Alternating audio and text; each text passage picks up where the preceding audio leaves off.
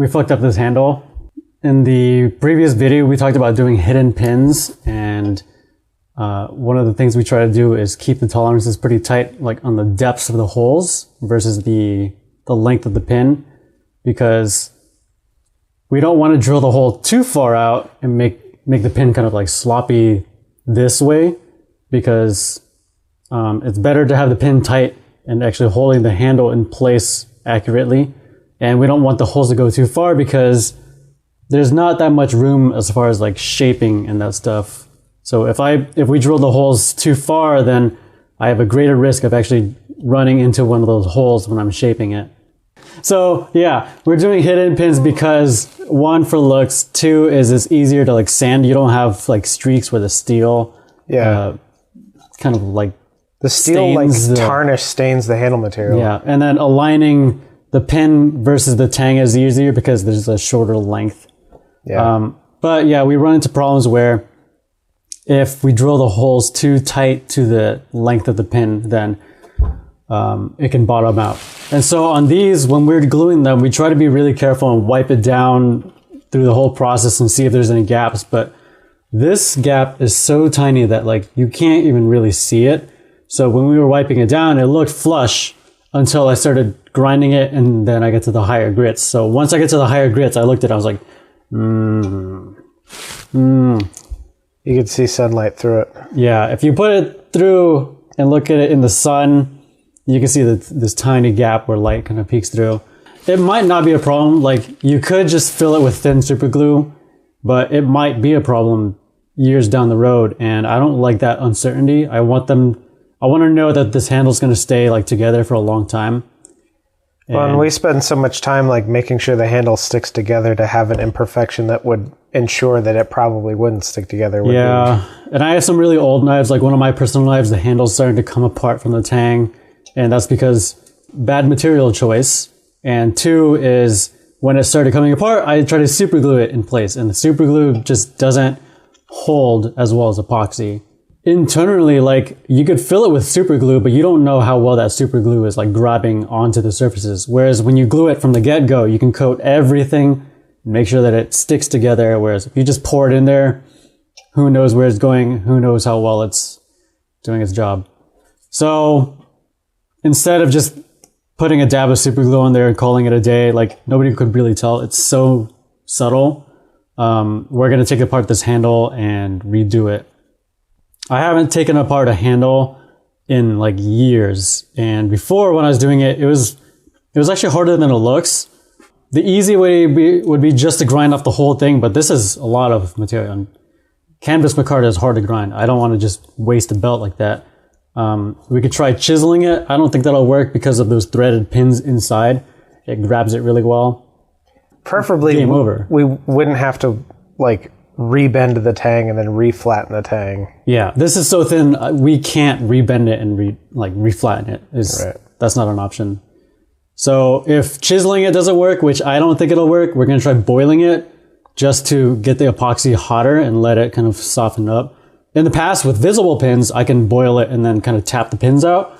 But with hidden pins, I'm not sure how well that's going to work. And if boiling doesn't work, we'll try baking it for even higher temperature. Got to be careful not to overdo the temper. Like, you don't want to get the edge too hot, especially now that it's all finished ground and like sanding and everything. If boiling and baking don't work, then we'll have to grind it off. Which isn't the end of the world. It's not the end of the world. This is actually kind of a test. We're seeing if boiling will actually work. I don't think it will. What's your bet? I honestly don't know. I don't think boiling's going to work. I hope it works. Certainly would be nice if it works. Yeah.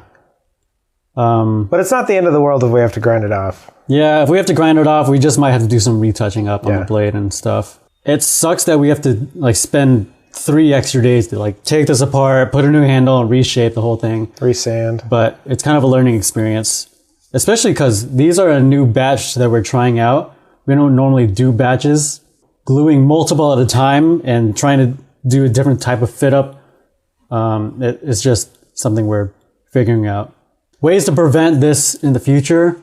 I think our problem was we were drilling the holes, getting them like perfectly dialed in, And then we sanded off a little bit too much afterward to like get off the burr and flatten it. So I think flatten it first, make sure there's no warp in the material, drill it, then really lightly get off the burrs. And maybe allow for a little bit more leeway. The main thing is just flattening the scales before drilling the holes. Yep. And then probably double checking and dry fitting up before you glue. Right. Which we didn't really do. I did, but I didn't mash them down to see if there were any. And plus, that gap was so tiny. Like, yeah, like I don't think you could see it on camera. Like, try to. Well, and if there's any bit of a burr on the handle material. Yeah, like I didn't see this until we started finishing the handle, like on the profile. Okay, so we'll try chiseling first, and then we'll try boiling it. Yeah.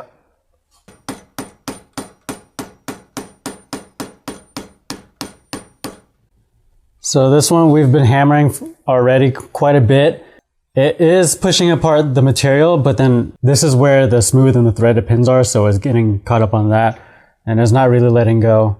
I could like smash it in there and really drive it, but like Sam said, I don't really want to do that because I don't want to damage the tang or do anything really bad. So I don't think this is really going to work. Like I could try chiseling across the whole entire thing, but there's pins like here, here, here, here, and here. So I'd have to find a way around all of those. Maybe we'll try chiseling it after boiling it. So the epoxy theoretically should be a little bit softer after it's been heated up. Okay, so we've got both the handles in here. Also, if I didn't mention, 2 handles got fucked up, so we're rehandling 2 of them. I'm just gonna try it. I'm just gonna reclamp it and chisel it. I'm just gonna wedge it in there. Just hit it. See what happens.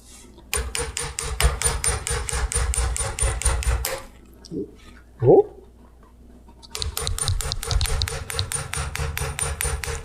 Look at that. Wow. Hold on, let me get a close-up of that. That actually works a treat. It took a little bit of force, like it's still holding pretty well, but that is much easier than before. So this is why you don't fucking put knives in the dishwasher, because it's gonna boil the shit out of your epoxy. And also they're high carbon steel, so they're just gonna rust. Yeah. I'm a little scared to do this. You could always put it back in for a bit. Let that water bubble up into that hole. That sounds good. Because don't forget, you have to get the other side off too. Yeah. So we've chiseled most of it. The front was still kind of like holding on, so I've boiled the front a little bit more. Now we're just gonna split the rest off. And if this works, that'll be a successful day of going backwards. No, I think this is going forward for sure. To know we can do this pretty painlessly would be quite a good thing. Yeah.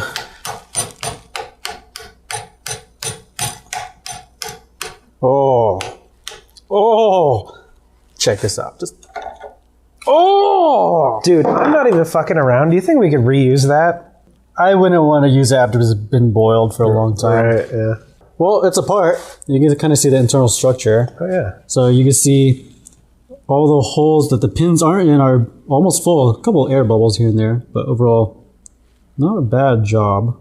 Yeah, dude, this is good. We don't get a chance to check our work. That's like, there's bubbles there, but that's kind of what you want to see. Yeah, you want to see, we're never going to get to a point where we have no bubbles in there, but this is pretty good. You can see that pins were doing a good job. Like we had to boil it twice and then chisel it off. So these threaded pins are, I think, doing a really good job. This is also still really hot. I think the threaded pins are the real hero of this. I mean, that's what they're there for. The smooth pins are just to keep the handle in the right place. Yeah.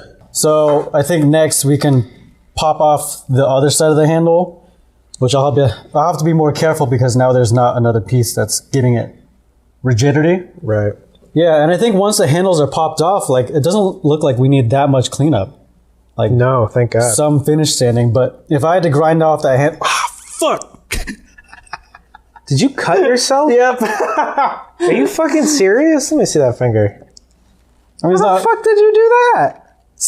Sam, this is why we chamfer the handles. This is the whole point of the other video. If you want to know why we spend so much time chamfering handles and like the tangs and the interface between the scale and the tang to the other side, it's because when the handle material starts shrinking, you get a harsh step. Hopefully it won't cut you, but it doesn't feel nice when you get that harsh step in there. Okay. But doing the chamfer on the other handles will definitely help prevent when we need to rehandle the knife, cutting yourself. Here, can I try it? I want to try it. Yeah, you can try the next one. All right, so my big thing is that water hot, don't touch. Because I know I'm going to do that shit. Also, don't break the tang. Don't cut yourself. I'm less worried about that. This might be self-explanatory, but we've got a nice finish on this blade and we don't want to fuck it up. So rather than pressing C-clamps right into the fucking blade face, we put just a little piece of material so that it doesn't ruin the finish. Yeah.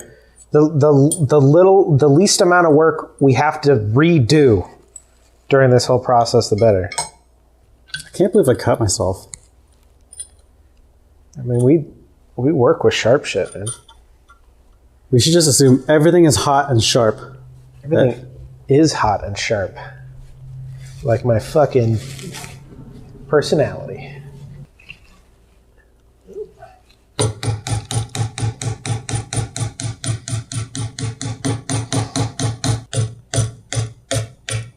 Oh, there it goes. Ooh!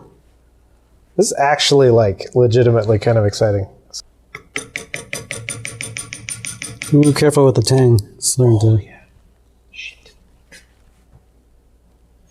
It might be easier to, like, vice grip the pins and take them out first. Yeah, you think so? I think so. So, new approach. We're taking the pins out. No idea whether this is going to work. The pins might be just kind of fucking in there. So you're just going to put a pin in there and kind of play it and rotate it? Yeah. So I'll jam this down pretty hard. Oh.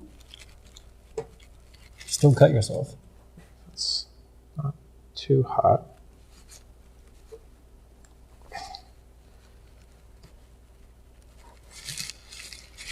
I don't know whether the pins... No, it's coming out. Hey! Hey. I've never been so excited about a failure. I'm telling you, when you turn this shit into content, it doesn't even feel like a failure. Just try and unscrew it. Actually, that probably would work. Oh my god! Wow. Oh my god! Look at that. All right, I'm gonna keep going. Okay.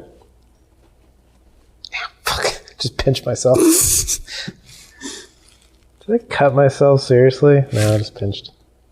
So the dangers are burning, boiling, scalding, cutting, pinching. Oh my god, so many occupational hazards. Oh! And hitting yourself in the face. Honestly, I'm gonna stick the chisel in there. Oh, wow, yeah. Yeah. And where the steel is thicker, we don't necessarily need to worry so much about the thing bending. There it is. There it is. Not too bad either. Well, our micarta epoxy dashi is almost done. It's been boiling for like 2 hours now. So it's good to know that at least that our bending over backwards for glue or resin adhesion is paying off in theory. Or is it the opposite with this side? I don't know. I'm too dumb for this shit. Maybe you could just, like, get a pair of pliers and... That's what I was saying. I'm gonna try it. I'll get some pliers. Ah, shit!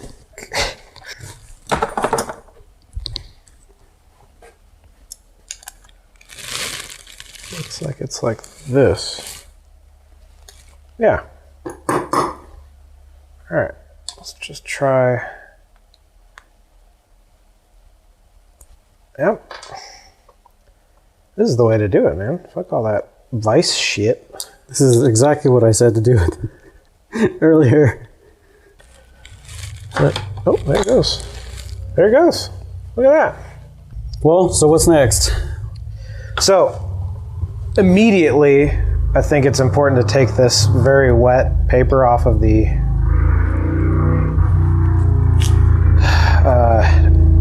Hey, shut up! Shut up! Shut the fuck up! Get out of here! Guy's an asshole.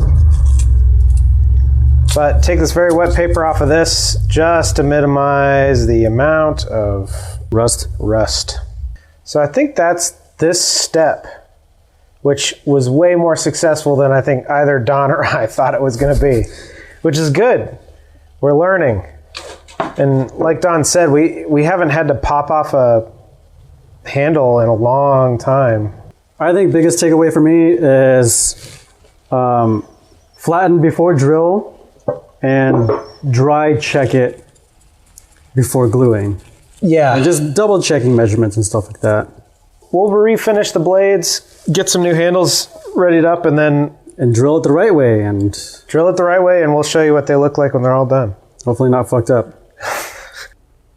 We broke off handles. We made new handles. This is just rough cut, and I tried to keep the edges as flat as possible so that when we clamp it into our vise that's at the drill press, it's nice and flat and we don't have to like put a shim. Oh yeah, because if you cut it too profile, then... Yeah, then it's tapered and you have to shim it and it makes things less exact. Cut it out. Within the shape, I drilled all these little glue relief holes, and then I just tapped for the fitted pins and the threaded pins. Just to get the location? Just to get the location. Clamp down like this. Yep. Tapped all the holes, did the glue holes, and then we flattened, which was the part that we were missing before, and what we think caused our little misfitment. Yeah. Because we flattened last time, and this time we flattened before drilling to depth, which is what I'm going to do now. Okay. So I've got my little chart here. Mm-hmm. So these are the numbers for the fitted pins on all three blades. So 1, 2, 3. And then these are the numbers for the threaded pins. Okay. So you're basically just like measuring the thickness at each location. You take a caliper, right? I measure the thickness at the widest part. So at the very top of the hole. Oh, I see. So right there. And then move it around a little bit just to make sure you've got it flat. Yep. And then it'll read a number. Write that down and then subtract that from whatever pin's supposed to fit into that hole. Makes sense. And our pins are all the same size, so I only have one number to subtract from. See how it's parallel to the vise itself, so we don't have to shove in a very important tool. Okay, now we're at the drill press. Sam's drilling the hole to depth. Right, so 3/16 bit, and then we're going to take a slightly larger reamer to finish the hole. Yep. Because I guess 3/16 or regular drill bits make kind of irregular holes. This will make it nice and smooth.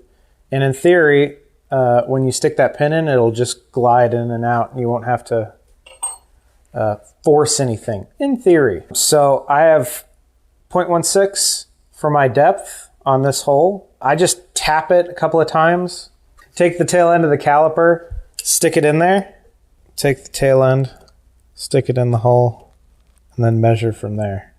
Mm-hmm. And you get your little... So right now it's not very deep at all. Yep. And we're looking for 0.16. Let's see if I can get it right on the money. So we're getting closer in theory. 0.14. One more boop. Single finger. Ooh, too little boop. You need another boop? 0.15. Another boop. Yep, 0.16. Read it and weep. All right, and then ream it. So take the 3/16 out. Now, for efficiency's sake, I always do all the 3/16 and then ream all of them, and then do all the threaded rod, do all the D-bit stuff, and then flatten all of it at once. So I'm not constantly changing. Yeah, so you just use bits. one drill bit, do all of them, and then switch to Exactly. the next, do all of them. Because it's weird, but that'll add a lot of time to this process, is having to change drill bits after every Yeah, hole. batching is efficient. But for the camera, we change to the reamer, and we just give it another boop. Just check our work. It doesn't take away much, but the reamer can take away some, so don't really shove it in there. Just get to depth with the actual drill bit, and then with the reamer, just kind of smooth out the walls. Mm-hmm. And also tap the bottom a little bit, because the reamer will flatten your hole. Yeah, because the drill bit will make that little like... Yeah, conical shape. Yeah. But that's that, and then do that, 16, 17 more times, and you're all set. And like I said earlier, the more you do it, you'll get a feel for how deep each hole needs to get, and you'll get more efficient with drilling, so you won't have to measure as much, which also saves you some time. Yeah, and it doesn't really take that long to do all of them. No, and as long as you're measuring and you're within 30 thou? Yeah. You're good. But not 30 thou under, right? Because 30 thou under... No, you don't want to be under anything. Yeah. But you can go over, I would say, about that much, and you'll be fine. Yeah. And at least for our handle designs, it gets more harrowing toward the rear. You really, if you're going to focus on anything, focus on getting the numbers right for whichever part of your handle is going to be the thinnest.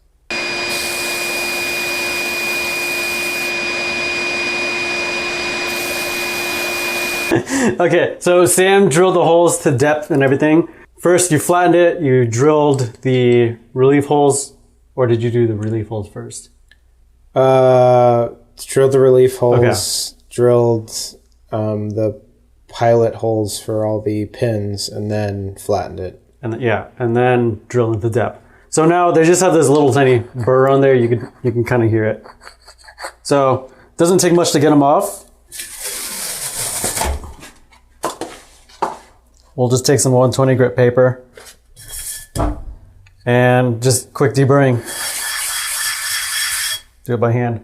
And if you have just a flat plate or like a granite countertop or something, you could do it on the same. That's all it really takes. Since we already flattened it beforehand, hopefully it didn't really shift while we were working on the other stuff. And then just before gluing, we'll scratch the scales and just by hand. And then it's got a bunch of deep scratches in there. Next, we'll check them on the blades. Just do a dry fit, make sure that it closes all the way. And then if that's good, then we go ahead and glue them again. So when I dry fit these, I usually just do one pin at a time because you can fit them up all at once. But if it's so tight, you're gonna have a lot of trouble getting it off. So pin in there, just kind of put it in, see if it clamps all the way, and then I'll get a little C-clamp.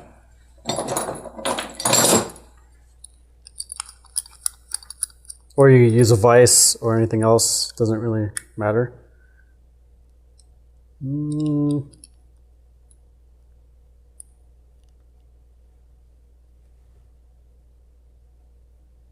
might want to double check this one. Take two. So we tried to do a dry fit and see if they all fit up, and the holes were not bottomed out, so the holes still had that kind of like drill bit angle at the bottom, so it didn't really register correctly. So we just really quickly flattened them out, double checked all the measurements, deburred everything again, and now hopefully it fits together. Stick it on there. And then, boop, look at that. Tight. And then, we've already checked all these, but I'll show you the rest of the holes. Stick that in there, and boop. That one's also tight.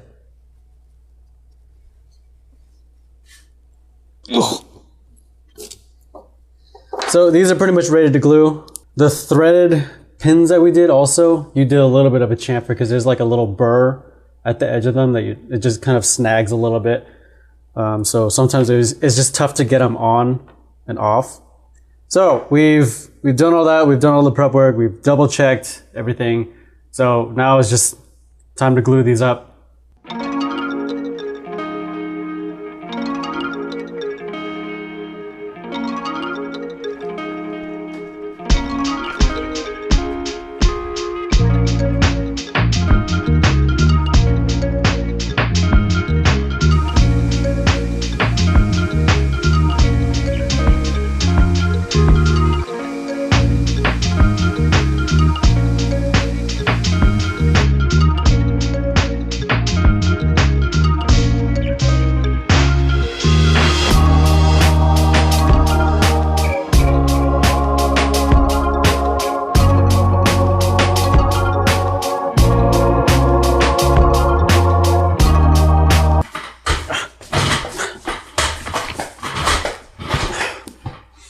Jackie, cut all this out. I'm gonna fuck that corner. My big stiff dong. His baby back rib song on harmonica. That's all I want. Do you agree with me, Internet? Look at the skill and precision with which Don applies C-clamps. Where the fuck did I put the chisel? And another thing you need to do is you just like kind of come in here and then you draw balls. And oh my god. We're failures.